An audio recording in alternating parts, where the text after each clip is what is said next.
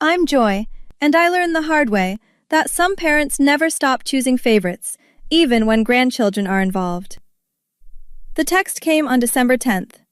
Hey Joy, Mom and I need to talk to you about Christmas. Having some budget issues this year. We're not going to be able to get gifts for Emma and Tyler. Hope you understand. Love you.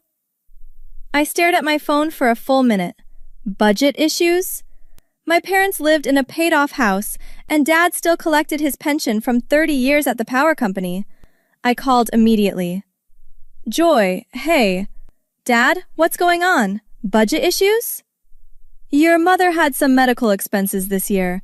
We're tightening up everywhere. Is Mom okay? What medical expenses? Nothing serious, just routine stuff that added up. We're cutting back across the board. Something felt off. Across the board?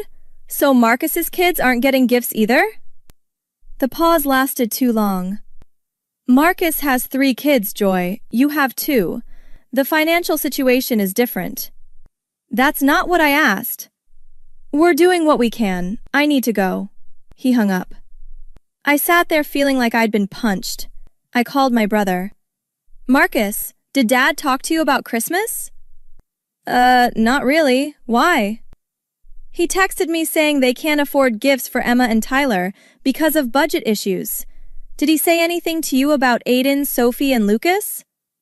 No, I mean, they mentioned coming to our place Christmas morning like always. Coming to your place? They're doing gifts at your house? Yeah, same as every year. Look, Joy, I don't know what to tell you. Did Dad give you money recently? For anything? That's between me and Dad. So yes. I didn't say that. You didn't have to. I called my mom. She answered on the 5th ring. Mom, what medical expenses? Oh, honey, your father explained. No, he didn't. He said you had routine stuff that added up. What routine stuff? Just my regular checkups. Copays, you know. Copays that cost enough to cancel Christmas for 2 kids? Mom, your insurance covers almost everything. We're just being careful with money right now. Are you being careful with money at Marcus's house too? Silence. Mom? Your father makes these decisions. You know how he is. Yeah, I do. That's the problem. I drove to their house the next morning. Dad's truck sat in the driveway, next to a brand new fishing boat. I knocked hard. Dad opened the door in his reading glasses. Joy, what are you doing here? Nice boat. When'd you get that? Last month. Got a good deal. How much? That's not your concern. You're right, it's not. Just like my kids' Christmas isn't your concern anymore either. Don't be dramatic. Where's Mom? She appeared behind him, dish rag in hand. I'm here. Tell me the truth. Is this about money or about Marcus? Mom's eyes dropped. Your father, I'm asking you. Your brother needed help with his mortgage payment. We gave him what we had set aside. How much? $5,000, she whispered. Jesus Christ. I looked at my father. You gave Marcus $5,000 and told me you can't afford gifts for Emma and Tyler? Marcus was going to lose his house. Your house is fine. You're doing fine financially. He needed help. So you lied to me about budget issues and medical expenses. I simplified the situation. You lied, and you're still doing Christmas at his place with gifts for his kids? We committed to Sophie's big gift months ago, a laptop for school. We already bought it. A laptop. I laughed, but nothing was funny. How much did that run you? Another grand? $900, Mom said quietly. So you've got $6,000 for Marcus and his kids, but zero for mine. And you thought I wouldn't find out? Dad crossed his arms. You're making this about favoritism when it's about need. It's always been about favoritism. Remember when Marcus wrecked his car in college and you bought him a new one? I was driving a car with 200,000 miles that died every other week. He needed reliable transportation for his internship. And I needed reliable transportation for my job. I was working 40 hours a week and taking classes at night. You told me to figure it out. You were always more capable. Marcus needs more support. He needs more support because you've given it to him his whole life. He's 43 years old, and he still can't make his mortgage without running to you. Mom touched Dad's arm. Robert, maybe we should... Stay out of this, Patricia. But she didn't. She's right. We can't keep doing this. Dad turned to her. Doing what? Choosing Marcus. Every time. For everything. I'm not choosing anyone. I'm helping where help is needed. I pulled out my phone. I'm going to ask you something, and I want the truth. Did Grandma leave money for the grandkids? Dad's face changed. Mom went pale. Joy, Mom started. Did she or didn't she? She left some money, yes, for their education. How much? 10,000 for each grandchild, Mom said. In a trust your father was supposed to manage. My hand shook. Was supposed to manage.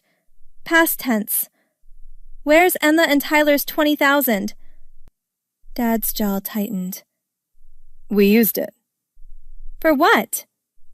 Marcus's business loan. He was starting his contracting company. He needed capital. That was 8 years ago. His business failed 3 years ago. Where's the money? Gone. Gone. I felt something break inside me. You stole my kid's inheritance and gave it to Marcus, and his business failed anyway. I made a family investment. You stole from your grandchildren! My voice cracked. Aiden, Sophie, and Lucas still have theirs, don't they? You only took from mine. Mom started crying. I told him not to. I told him it wasn't right. But you didn't stop him. I couldn't. You mean you didn't? I looked at my father. Did Marcus know where that money came from? We didn't discuss the details. Did he know? Yes. The room spun. So both of you stole from my kids. Both of you decided Marcus's failed business was worth more than Emma's college fund, than Tyler's future. We always planned to pay it back. With what? The money you're spending on boats and laptops and bailing out Marcus's mortgage? Dad's voice went cold. I don't owe you explanations about how I spend my money. That wasn't your money! That was Grandma's! She specifically left it for the grandkids! She left me in charge of the trust. That made it my decision. That made it your responsibility. You were supposed to protect it. I made a judgment call for the family. For Marcus's family, not mine. Never mine. Mom wiped her eyes. What are you going to do? I'm done, with both of you. You can have your favorite son and his kids. You don't exist to me or my children anymore. You don't mean that, Dad said. I absolutely mean that. Don't call me, don't text me, don't come to my house. We're finished. I drove to Marcus's work site. He was outside a half-framed house, talking to his crew. Marcus, we need to talk. Now. He walked over, pulling off his gloves. What's wrong with you? Did you know the money Dad gave you for your business came from Emma and Tyler's inheritance? His face told me everything. I'm not getting into this with you here. You knew. You took money meant for your niece and nephew and pissed it away on a business you ran into the ground. Dad offered. I didn't ask where it came from. You didn't ask? Or you didn't want to know? It was a loan. I was going to pay it back. With what? You've been drowning for years. Dad's been bailing you out constantly while telling me he's got budget issues. One of his workers was watching. Marcus grabbed my arm. Lower your voice. I yanked away. Don't touch me. Did Vanessa know? His wife. He didn't answer. She knew. Your whole household knew you stole from kids, and nobody said a word. It wasn't stealing. Dad managed the trust. It was stealing. And you're still taking from him. $5 grand last month for your mortgage? How long before you need another bailout? You've always been jealous. I've always been invisible. There's a difference. At least I don't have a stick up my ass about family. Family? I called Aunt Linda yesterday, Dad's sister. She's on the trust board. She needs to approve expenses over $500. Dad never submitted requests for any of it. His expression shifted. What did you tell her? Everything. The inheritance, the mortgage payment, the boat, Christmas, all of it. You had no right. I had every right. She's calling Dad today. She's also freezing the trust pending a full audit. Marcus went white. You're trying to destroy us. I'm exposing what's already there. You destroyed yourselves. Aunt Linda's going to freeze everything. Already done. Every penny Dad distributed gets reviewed. Want to guess what that's going to show? My phone rang. Aunt Linda. Joy? I just talked to your father. He confirmed everything. The trust is frozen as of right now. I'm filing for emergency review with the family attorney. Can Emma and Tyler's portion be recovered? If we can trace where it went, and if your brother has assets, possibly. But that business failed. The money's likely gone. It's not your fault. I looked at Marcus. Aunt Linda's freezing the trust. She's auditing everything. Your kid's money is locked until this is sorted. You vindictive bitch. No. I'm a mother protecting her kids from thieves, even when the thieves are family. I walked away. That night, Mom called. Your Aunt Linda called. She's very upset. She should be. Your father's having chest pains. This stress is caused by his own choices. He's still your father. He stopped being my father when he stole from my kids. Joy, please. This is tearing the family apart.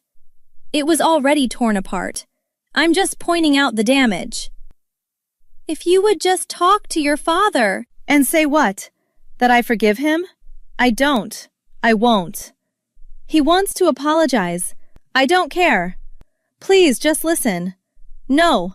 The answer is no. Tell Dad to save his apology. I'm not interested. Aunt Linda's audit took 3 weeks. She called me on January 15th. Joy, honey, sit down. Over the past 8 years, your father distributed $68,000 from the trust. $20,000 was Emma and Tyler's for Marcus's business. Another $48,000 went to Marcus for debts and emergencies. Every penny taken came from your children's share. Aiden, Sophie, and Lucas's portions are intact. My vision blurred. $68,000. Your grandmother left $10,000 per child. Your father was also depositing $200 monthly per child from his pension. Every deposit for your kids went to Marcus. Does Dad know you know? I confronted him yesterday. He said Marcus needed more help because he has 3 kids. He genuinely believes he was being fair. What about recovery? Marcus is broke, house underwater, business assets gone. We might recover $7,000 total, if we're lucky. 7 out of 68. I'm so sorry. The family fractured completely. Aunt Linda stopped speaking to Dad. Her kids called me with support. Mom's sisters confronted Dad. He isolated himself. Marcus and Vanessa separated in February. She told everyone what happened. His reputation tanked. Work dried up. Mom called weakly. I never answered. Joy, please, he's depressed. Joy, it's been 2 months. The kids ask about you. Joy, Marcus lost another job. Vanessa's filing for divorce. I didn't respond. In March, my cousin Jen called. Your dad showed up at Aunt Linda's, wanting to apologize through her. She wouldn't let him in. Good. He looked terrible, Joy. He should. Emma asked me last week why we don't see Grandpa anymore. She's 9, Tyler's 7. Grandpa made choices that hurt us, I told her. Sometimes when people hurt us badly, we protect ourselves by stepping away.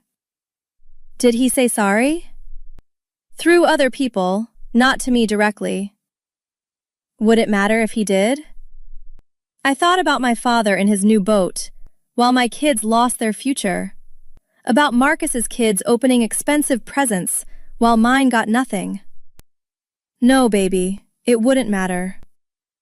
I'm rebuilding Emma and Tyler's college fund myself. It'll take years.